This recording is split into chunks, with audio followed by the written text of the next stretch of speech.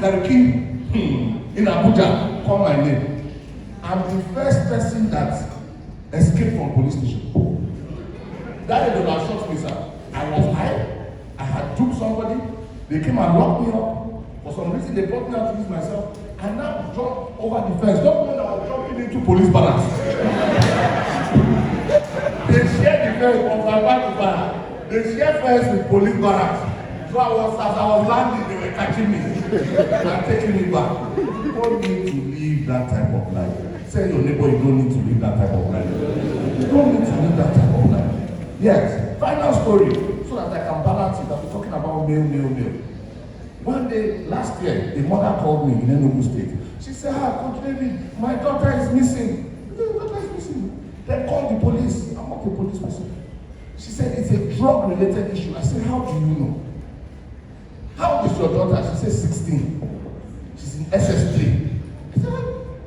It's a drug-related issue. What happened? She said, there's a place she used to go to in Enugu that she used to go and use drugs. I said, and you know, as a mother, what did you do about it?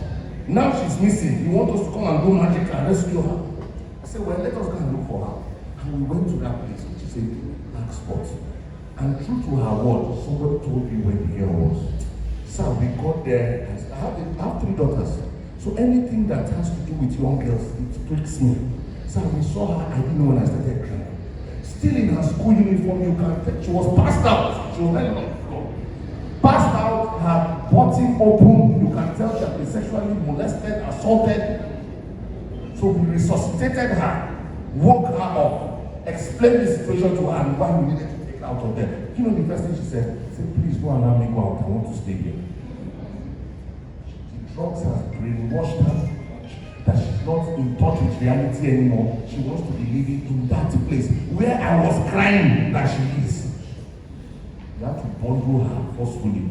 The police was involved. Thank God for the police commissioner in Enugu State. Very active. CP Mama Giwa, very active. He was involved. We took her to hospital, got her the treatment that she needed. So these are several examples of how drugs has ruined many lives. Again, I want the youth to say, I will not exchange my destiny for temporary pleasure. In closing, how do we avoid a life of drug abuse?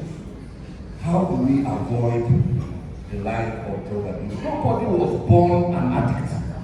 Nobody's parents gave birth to them and said, my ambition is that this guy will be a drug addict. So what usually happens? Let's talk a little bit about prevention. I'll give you only 3 points out of 10 because of time. But please pay attention to it. Number 1, watch the company you keep. Watch the company you keep. 9 out of 10 people that come into the rehabilitation center started using drugs because a friend introduced them to it. Who are your friends? Who are your friends?